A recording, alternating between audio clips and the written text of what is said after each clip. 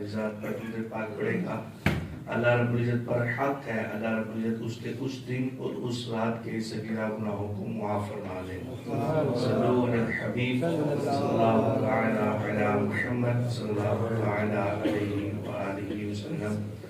हम कुरान पाक को दुरुस्त तरीके से पढ़ने के लिए तजवीद को समाअत कर रहे थे, जिसमें हमने हरूफ मद्दा को भी समाअत कर लिया, हरकात को भी समाअत कर लिया, खड़ी हरकात को भी समाअत कर लिया और हमने हरूफ लीन को भी समाअत कर लिया।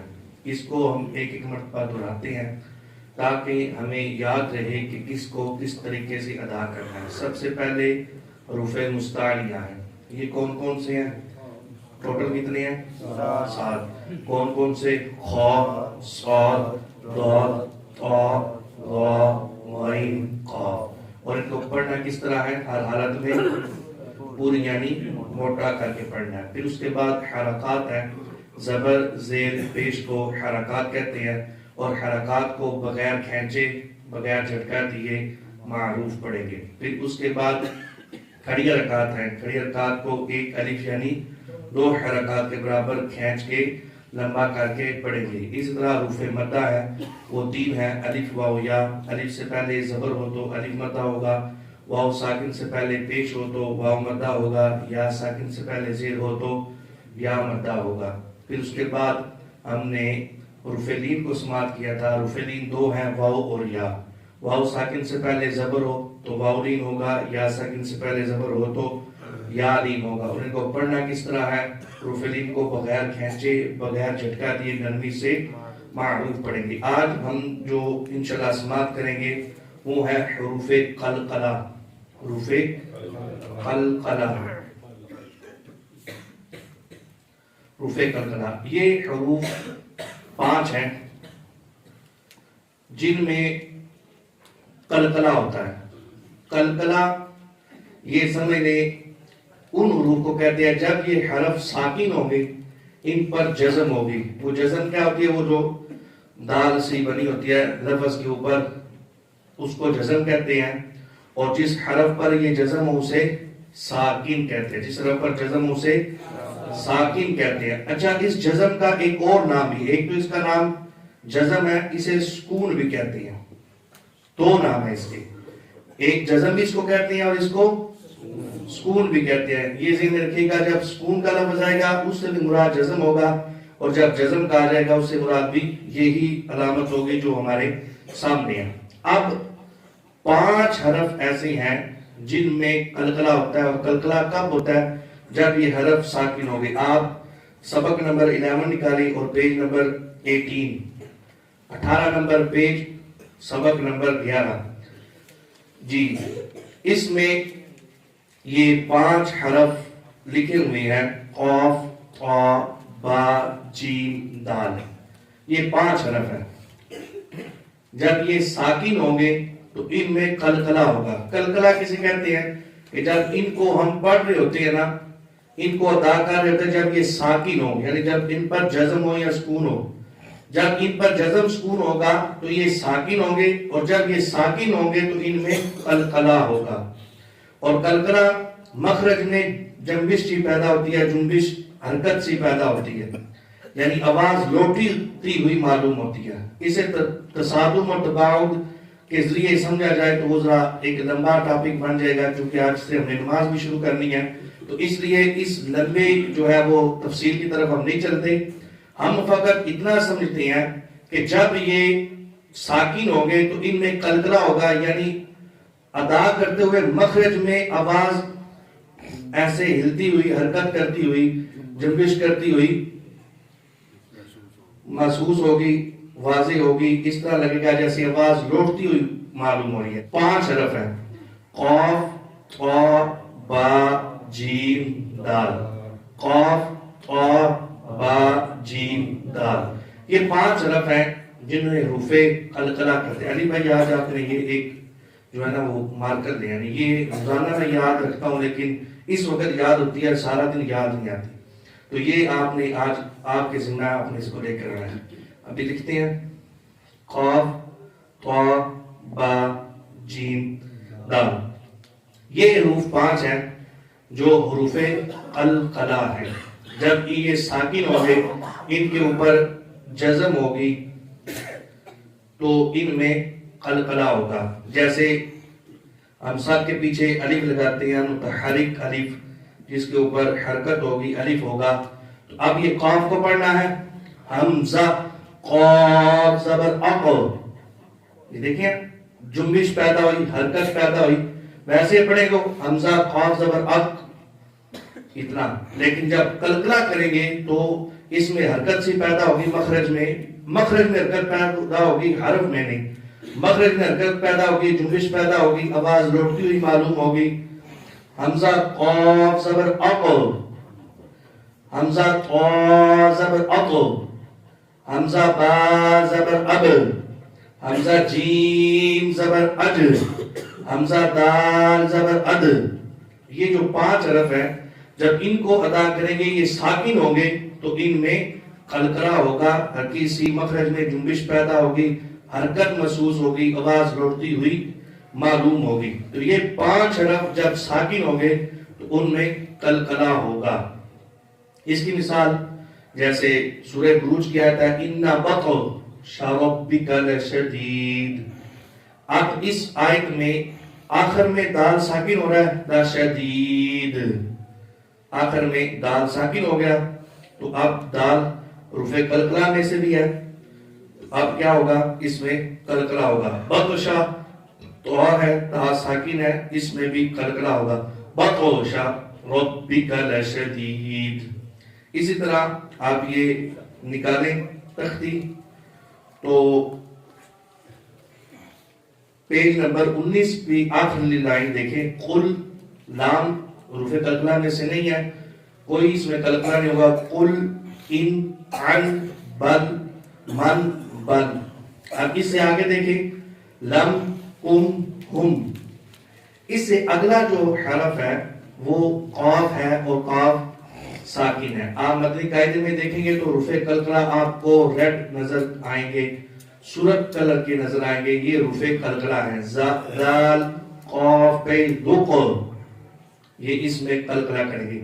قد استعبر مستقر فاغفر اعین اعنابا. آگے پھر جیم ہے اگلے لفظ پر تو جیم ساکن ہے تو اس میں قلقلہ ہوگا. زجراتن آگے طا حروف قلقلہ. نطفۃ مدہنون ابوابا ففرق یقرب یغنی تجری. جیم ساکن ہے اس میں قلقلہ ہوگا. جمعن فتح. اب ایک اور اس میں قاعدہ ہے یہ بھی سماعت کر لیں کہ جب حمزہ ساکن ہوگا، یہ حمزہ ہے نا، جب یہ ساکن ہوگا تو اس میں جھٹکا دیں گے، اس کو جھٹکا دے کر پڑھیں گے. اس کی بھی سمجھ لیں جنبش سی پیدا ہوگی. جیسے آگے لفظ ہے مؤمنون، اب حمزہ ہے اور حمزہ ساکن ہے، حمزہ کے اوپر جزم ہے سکون ہے تو اس کو جو ہے وہ جھٹکا دے کر پڑھیں گے. جب بھی حمزہ ساکن ہوگا، آج ہم نے سورہ رحمان کی قرات سماعت کی تو اس میں یسألہ من فی السماوات والارض کل یوم ہوا فی شأن.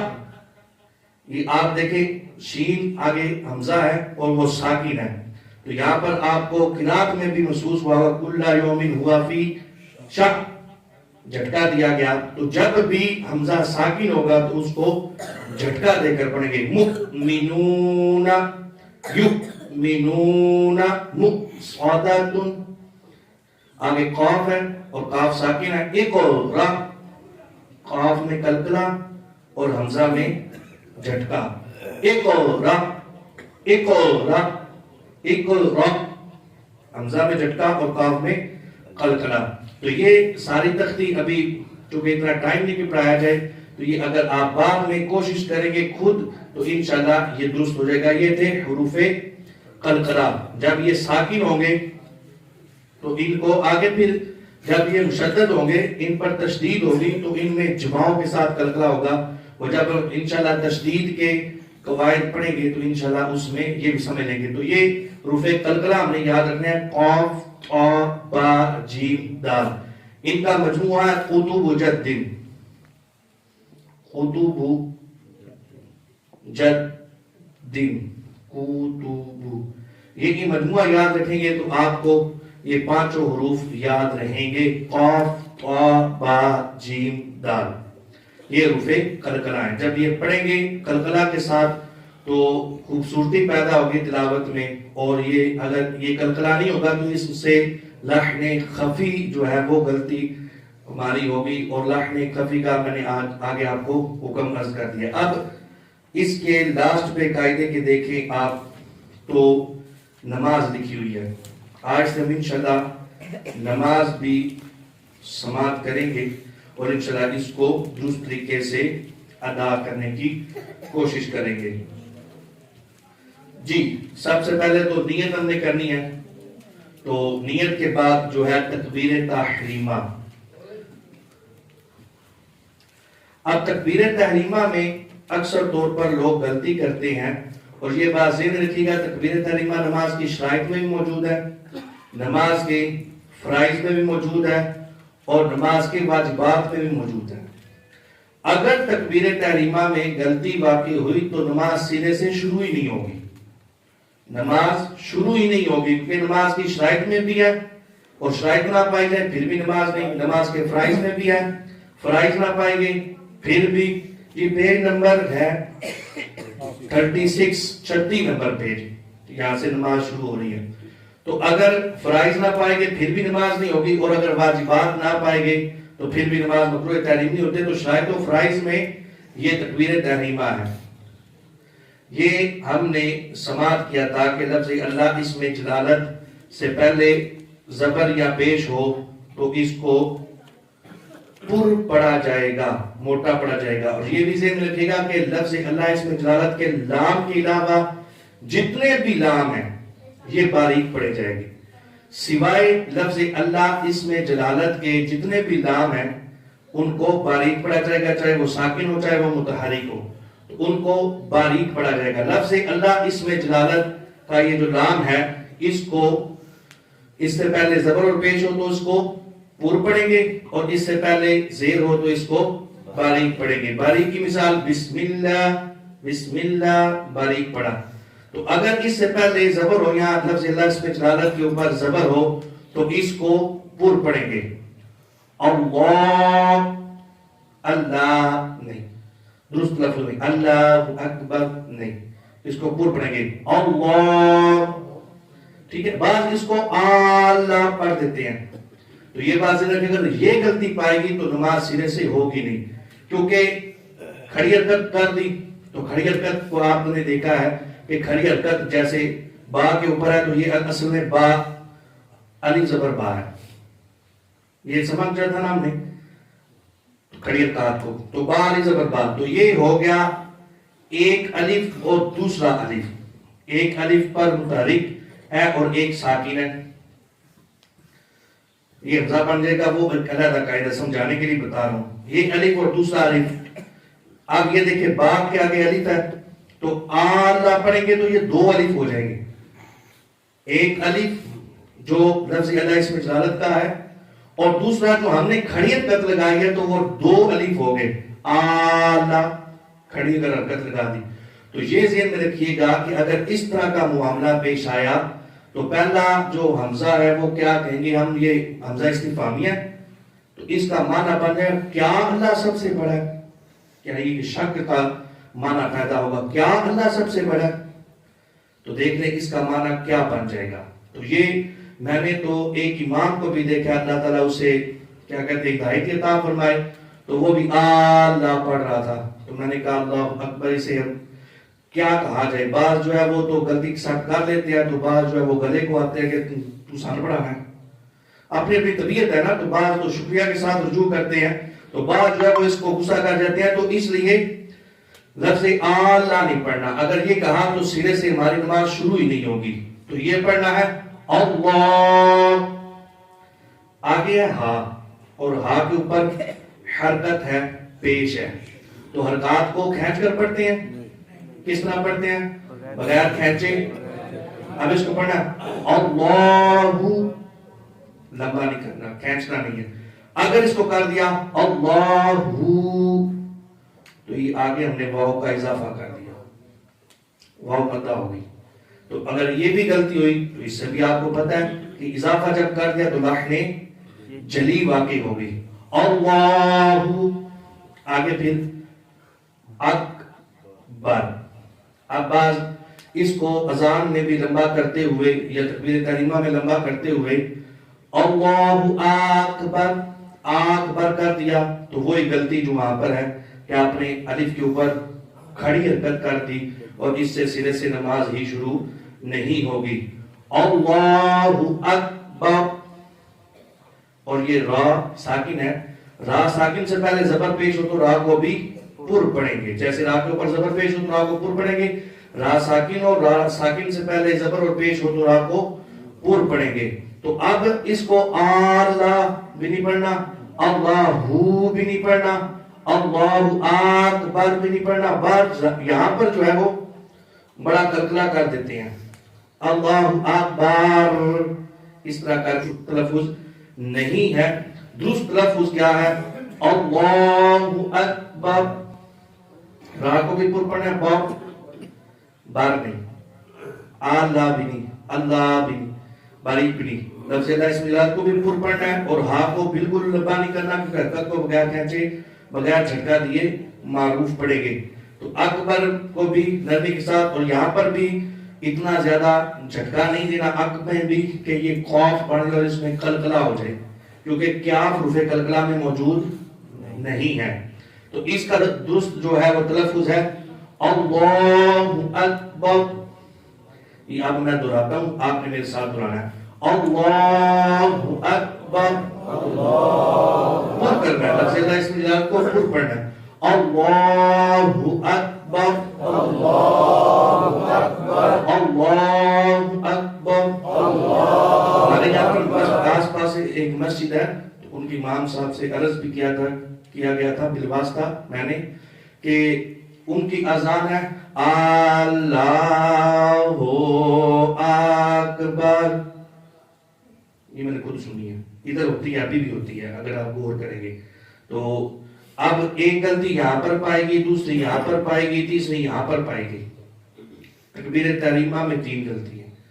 تو اس طرح نہیں، یہ ہم نے اس کو درست کرنا ہے اور تکبیر تحریمہ اپنی بالکل درست طریقے سے ادا کرنی ہے. اللہ اکبر، اللہ اکبر، اللہ اکبر. اللہ رب العزت کی بارگاہ میں دعا ہے اللہ رب العزت نے قرآن سیکھ کر سمجھ کر عمل کرنے کی توفیق عطا فرمائے.